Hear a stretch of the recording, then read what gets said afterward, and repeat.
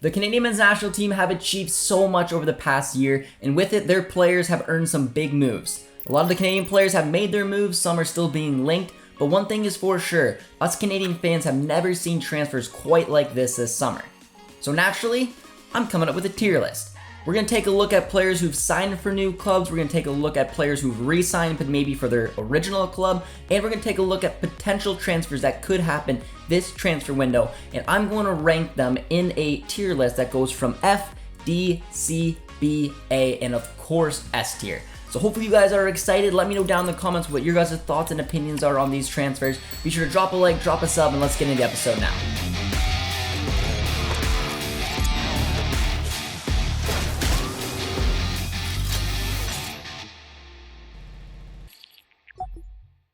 To kick off our transfer tier list, we're going in no particular order, but we are going to start with Samuel Adekugbe. Now, Adekugbe has not made a move, obviously, but he had a very impressive season last season in the Turkish league with Hatayspor, and I think that he's deserving of a move.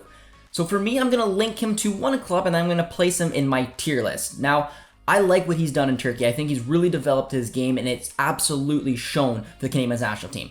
The amount of offensive flair that this guy has, as well as still having that defensive ability that makes him a solid left back or wing back in the league.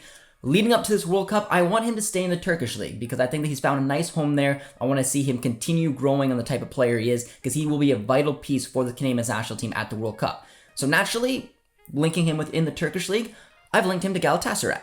I've linked him to Galatasaray because I think there could be an opening there at the left back. This is a massive, massive club in Turkey that had a brutal season. They're going to be looking at pieces that they can bring in to help blossom this side. I think Samuel Adekugbe down that left-hand side could be a big piece for them and help Galatasaray push to where they need to be at the top of the table.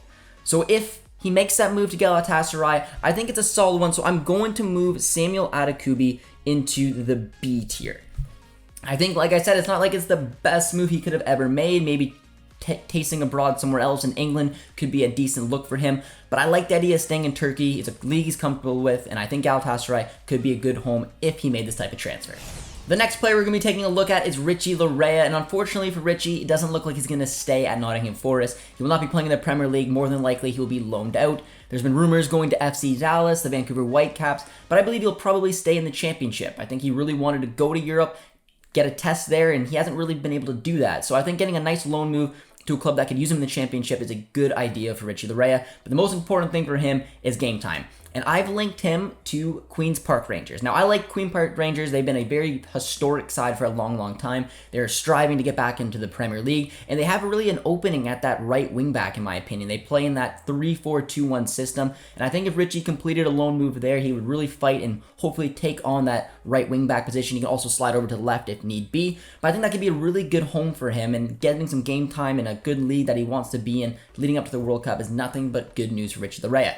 So if he does make that transfer to QPR, I'm going to place that as well with Adekugbe in the B tier. Now again, with Richie, I think there is a little bit of a debate because he did not have a very good experience in the Championship, didn't play. It's a bit of a risk going back there, but I do really think that he could find a home where game time is important, and he could definitely thrive in that league. Because when he was given the opportunity with Nottingham Forest, he did not look out of shape whatsoever. He looked like he was up for it. He just wasn't given a whole bunch of opportunities. So I'll have to wait and see where Richie goes, but if he goes to QPR, I'm putting it in the B tier. The next player we're going to be taking a look at is Jonathan David. It's looking like right now he'll be staying at Lille for one more season. You guys know my opinion on that. I don't think it's that bad of a decision. One more season where he gets a lot of game time in a league he's comfortable with under good management under Paulo Fonseca. But if he does make that transfer, because he's been linked specifically to one club, and that is Bayern. Now, Bayern have Robert Lewandowski. If Lewandowski does get shipped out to Barca, it kind of looks like they want to find a like-for-like replacement, and that, in my opinion, isn't really Jonathan David, which is why I don't know if this transfer will happen. But if Bayern's in a pinch and Lewandowski left, they don't know where to look. They have that Davies-David connection. You bring Jonathan David into the Bundesliga, you play him in that Bayern front line where it's going to be probably a front three in a 4-3-3 or 4-2-3-1. Jonathan David will thrive. And it's kind of like one of those opportunities just to fall in your lap. He makes the move. Bayern are stuck. They need a player. Bang. And if that type of move happens for him, because I truthfully believe the Bundesliga will be perfect for Jonathan David, just with his price tag, there's no really opportunities for him to go there except with Bayern. So if the transfer kind of falls into his lap, I'm going to put it in the S tier because I said it before and I'll say it again, when Bayern come knocking and you're playing for Lille, this is the type of move you have to absolutely make. And I think you'd have a lot of fun playing with Alphonso Davies, ripping it up in the Bundesliga. And if this move happens, I think all of us Canadian national team fans would be pretty excited about it. The next player up on our list is Ugbo, who had a fantastic end to his season where he scored 5 goals in 14 appearances with Troyes. He helped them avoid relegation, but he will not be returning there. He returned on loan to Genk, where he was told to find a new club. He'll more than likely end up in Ligue 1 or probably the Turkish league, one of the two, but I'm going to link him to a club in Ligue 1. I want him to stay in the top 5 league because he proved that he could score there. And I'm going to link him to Strasbourg. Strasbourg had a fantastic season last time out. They play in that 2-striker system up front. Ajork's being linked right now to Hertha Berlin, so there could be an opening there. And I think if Ugbo goes into a team like that, a lot of creativity around him, 2-striker system, he'll find a lot of minutes and hopefully a lot of goals and getting in some good form leading up to this World Cup year. Now, as for placing Ugbo in my ranking, it's a little bit difficult. I think that Strasbourg, there is a bit of a risk to it, but I do like it. I liked a lot of what they were doing last year, and I think that this could be a real match made in heaven. So I'm going to put it in the A list.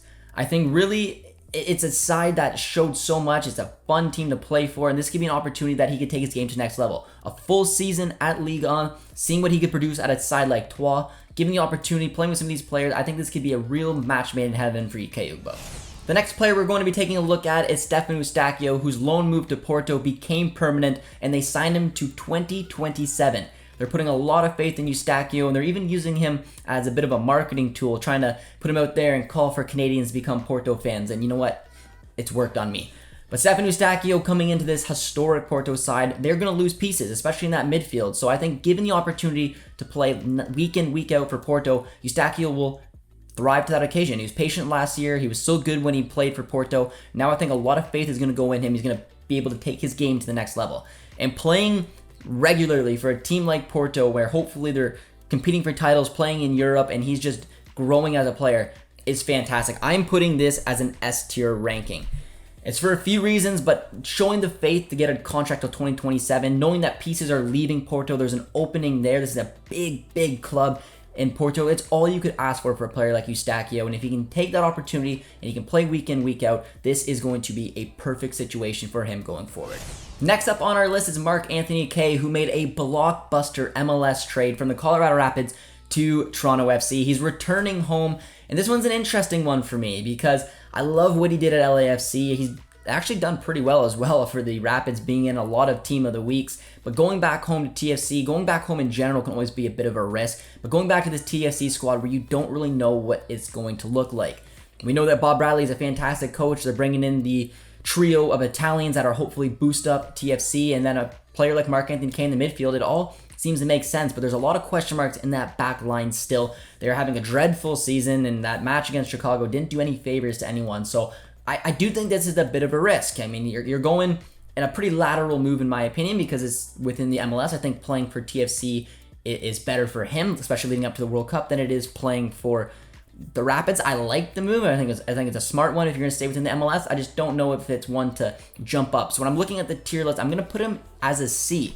I think it's a safe, decent move going home. It could turn out really, really well, but at the same time, I mean, maybe these players don't live up to their expectations and TFC continue to struggle. I think returning under Bob Bradley is a good option, but there's still a lot of question marks about this move, so I think it's a safe C for me. The next player up on our list is Larin, who is linked to numerous clubs. The most important thing to Larin is playing in the Premier League or in the Champions League. He was linked pretty heavily to Nottingham Forest before Club Brugge came, hijacked the deal because they could offer him Champions League football. I love this deal for Larin. I think he will thrive in Belgium. He's played in there before and did really well before that fantastic season in Turkey. I think the Belgian league's a bit of a step up, not by a crazy amount, but a bit of a step up compared to the Turkish league, and he gets to play where a team will be competing every single year for Champions League as well as silverware, alongside playing with Tajon Buchanan. So every Canadian out there has to like that. I love this. I don't think there was much of a better move that was out there. Had question marks about the Premier League, some of the other clubs that can maybe offer him Champions League within Turkey or Greece. This is a perfect move. I think Club Brugge is a good, stable club. I'm going to put it as an A. I don't know if it's quite that S tier, but I don't know what could have even beat this. But I like everything about this deal, and I really think that Larin over the next 3 years or more with Club Brugge will be very successful alongside Tajon Buchanan. The next player up on our list is Steven Vitória, who got a move to newly promoted Chaves. He'll be playing in the Portuguese top flight, which I think was a very important move for him. He had a poor end of the season with Moreirense before they got relegated, but joining up with a newly promoted side is always good because it's going to give him an opportunity to show his leadership. He's been playing in this league for years. He'll be able to go into this club, take a young core group of players, and show some leadership quality, which is what he does with the national team. I'm a little skeptical when you do join a newly promoted side because you don't know how they're going to be. They could be overachievers, underachievers, they could be fighting relegation, middle of the pack. We don't really know. Don't really want to see him get in a big relegation battle once again, but more than likely I think that's probably what's going to happen. But regardless, as long as he's playing regularly, because he can be a very effective player, it's a good move. I'm going to put him in the C ranking because, like I mentioned, I mean, he'll be playing further down the table, which is what I'm assuming. But again, I think the minutes will be there. He'll be probably in pretty decent form, I'm hoping, leading up to the World Cup, and that's where you want, because Vitória plays a massive role in that back three for us, or back four, whatever we decide to play. So I like this move. It's a decent move, an average move, so I'm going to give it a nice C. Sticking with center backs, we're going to be taking a look at Doneil Henry, and this is a very important transfer for me. Now, when he went to LAFC, I liked the move. I didn't know where the game time was going to be. After Chiellini came in, we realized that the game time was simply just not going to be there. He was waived. He's looking for a club, and I don't 100% know where Henry's going to go. I really don't. Now, there's a few clubs that he's been linked to. I mean, we could even throw out a potential Canadian Premier League side because, I mean, almost guaranteed minutes there if he goes to Forge. But I think more than likely he's going to stay in the MLS and he has to play. He's one of Herdman's guys. He's a huge character in the locker room. He needs to have some type of role in a team leading up here and hopefully playing. And honestly, I'm going to link him at TFC. It makes sense because Salcedo just went back to Liga MX. They have a bit of an opening in that back four. They need some experience, a player who's going to be familiar with the team. He's got those leadership qualities. He'll be able to push O'Neal for a starting spot and at least try to get healthy leading up to the World Cup. It's the only real move that I think makes sense. I don't know if there's a ton of homes within the MLS that would give him starting minutes, but there's a few ones out there. But for me, I'm going to go with TFC. And similar to Marc-Anthony Kaye, I'm going to put it in the C ranking. I don't know, like I mentioned, anywhere in the MLS that could give him guaranteed starting minutes right away. But I don't know if that's the most important thing. I want to see Henry just simply get healthy, push what he can do, and hopefully be able to be some type of an impact player in one shape or another when it comes to the World Cup. And I think TFC is really the only landing spot that can do that. Playing in TFC is always can be risky, and returning home, like I say, reasons I mentioned with Marc-Anthony Kaye, but I think out of all the MLS clubs, it probably makes the most sense, especially with Salcedo moving on. So that's what I'm going with, a C ranking for Doneil Henry. Junior Hoilett is the next player up on our list, and he re-signed with Reading for one more season. Now, he played with Reading last year. He got a ton of minutes, even though Reading, I mean, they struggled. They had a point deduction. They were looking likely that they were going to be maybe relegated, but they ended up surviving and actually survived by an okay margin. But I liked a lot of what I saw from Hoilett because he was given a lot of trust. He played in a position that he wanted to, in a system that he liked. I think signing on for one more year was a no-brainer. Playing competitive football in the championship, growing on the team that hopefully he built last year. There's a lot of moving parts in Reading, and we're hoping they're going to be a little bit more competitive, but it is a safe, good move, and I didn't really want to see him go anywhere else because you know the minutes could probably be there for him at Reading next season. So with that being said, I think it's fair to put him at a B. I don't know where exactly Hoilett could have went. I didn't really want to see him return to the MLS quite yet. I like the level he was playing at and the club that he just re-signed for. The minutes should be there. So I liked everything about this deal. 1 year, safe. Got a bet on it, so I'm going to give that a B. The next player up on our list is Theo Corbeanu. He's a player on the outside looking into the Canadian men's national team. We've seen him play for Canada in the past.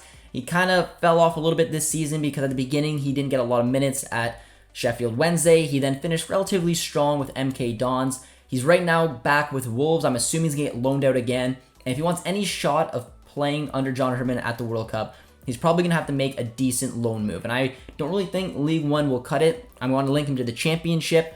And it's going to be difficult to find a team where I think he's going to play week in, week out.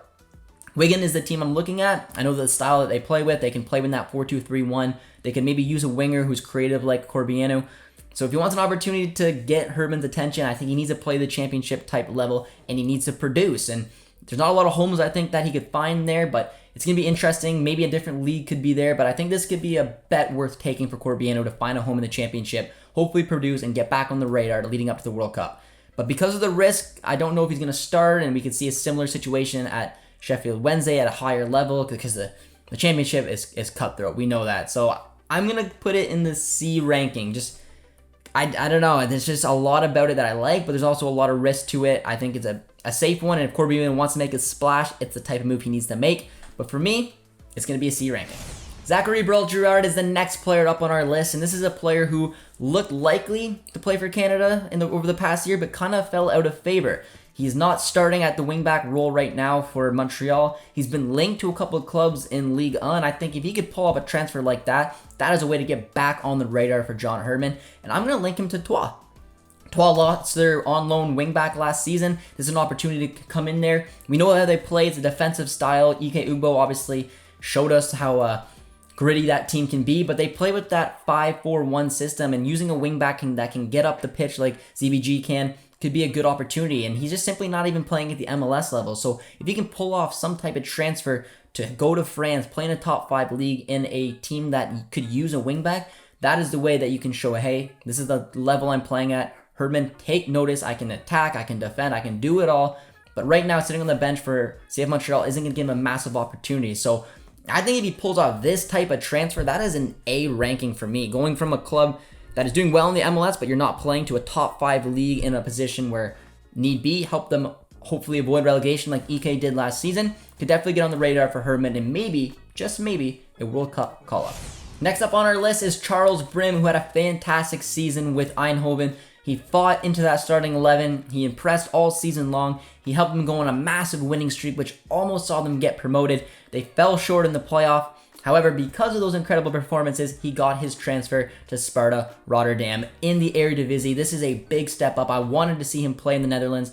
I think it's an excellent lead to help produce young talent, to help develop young talent. And knowing how well he played in the second tier in the Netherlands, going to the top tier in the Eredivisie, playing for a team that is going to be hopefully competing for middle of the pack, could give him an opportunity to shine, take his game to the next level, because even in the second division, he was able to catch Herdman's attention with some of the performances. So this is a natural progression for him. I love everything about the move, and I put it in the A ranking. It's just as simple as that. I mean, maybe he could have found a club that could be a little bit higher up the table, but I didn't want to see him stuck in the second division again. I really wanted to see him play in the Eredivisie. I think that he can thrive there. This will be a good home for him. And, I mean, that's a league that you need to play in, especially when you've got fierce competition from one of those winger spots. And it's the reason right now he's sitting ahead of Corbeanu. It's a good comparison to keep an eye on where Corbeanu could go and where he's playing versus Brym. But right now, I love what Brym's doing. This is going to be a big season for him. And for me, it's a big A ranking. The other half of that big blockbuster trade between the Colorado Rapids and TFC saw Marc-Anthony Kaye return to TFC, and of course Ralph Priso going over to the Colorado Rapids. Now, Priso is a little bit out from the Canadian national team, but I thought it was an interesting transfer because he's so young. He's a raw product, raw talent. I think if he can get some starts and develop, this could be a kid one day down the line that could shoot for the Canadian national team. I think that he's got the opportunity to definitely do it. Going to a team like the Rapids, he's going to have to find a difficult opportunity to break into one of those CDM type roles. They usually play in that 3-4-2-1 system, so he's got 2 positions to fight for, but hopefully he can just continue to develop his game. And he wasn't really getting the looks at TSC, and with this new revelation they're going through, I don't know if the opportunities were going to go there. So this is a decent move for him, moving laterally in the MLS. I like it. I'm going to give it a C. I think that's relatively fair. I don't know if he's going to break into the starting 11 anytime soon, but I think he'll be giving opportunities, hopefully nurture this young player, help him develop, and maybe a year or so down the line, he can become a starter and then push for a spot at the Canadian national team level after that. But I don't know for the World Cup this year if he's going to be anywhere near that, but I do like the move, and I think he could have an opportunity to definitely shine. Justin Smith went on loan to QRM in the second division in France. This is a good move for this young player. He was the one bright spot of that disastrous Canadian U20 tournament, and could be a player for the future. We know that. Probably a little too young for this upcoming World Cup, but after that, there's an opening in the back 3, back 4, whatever we're playing, or maybe even as a number 6. Getting an opportunity to leave Nice and get a ton of game time is important. He's making this type of move, and I'm excited to see how he develops as a player, and hopefully the Canadian national team will be keeping an eye on him, help him nurture him, help him get the type of moves and the development he needs, because he, for me, is the future. Whether it's the 6, center back, whatever it is, he's a big guy, very technically gifted player, and I'm excited to see how he develops this season.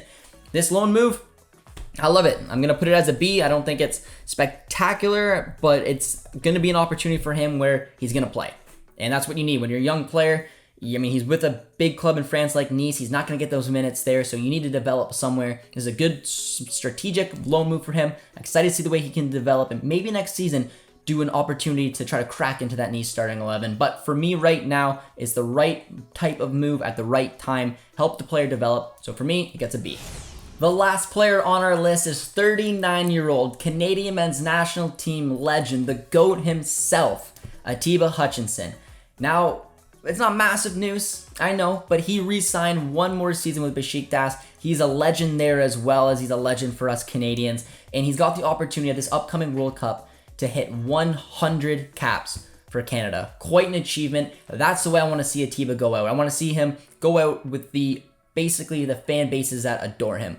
Receive 100 caps playing in a World Cup for Canada is an unbelievable way to do it. Go back to a city that adores you, play your last season at Besiktas, maybe retire on top. If that's not an S tier ranking, I don't know what is. That is how a player should go out of Atiba Hutchinson's incredible career. Hit your 100 caps, celebrate a World Cup with Canada.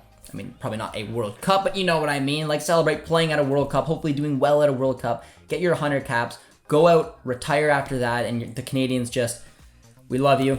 Then finish off with Besiktas at a fan base that almost loves you as much as us Canadians do. I like the 1-year extension. This is a club that knows him, that loves him, adores him, and it will keep him healthy, help his body just give what it can at his age. He's 39. I mean, he can still produce, we know that, but Besiktas know him very, very well, and they're going to help him out with his final season leading up to a World Cup, which is going to be very important for Atiba. Retire after that, a Besiktas player, which was important to me to see. So I don't know if you can argue that. That is an S tier ranking for me. We went through a lot of Canadian men's national team transfers today, renewals as well, and even rumors or speculation that I had some fun with. So let me know what you guys think of my tier list. Would you change any of the players? Would you add any players? Did I miss anyone? Obviously, there were some other transfers that were going on, but I tried to grab players that were kind of maybe around that bubble or could be in the near future trying to fight into one of these spots. So I had fun with this list. I definitely want to hear what you guys' thoughts and opinion down in the comment section. So if you guys did enjoy this video, as always, be sure to drop a like, drop a sub as well, because we're getting very close to 50,000 subscribers. So if you want to help us reach it, dropping a sub will do that. Also, be sure to subscribe over to One Soccer for all the best Canadian soccer coverage out there. My name's Josh Deming. Thank you guys so much for watching. We'll see you soon. Cheers, friends.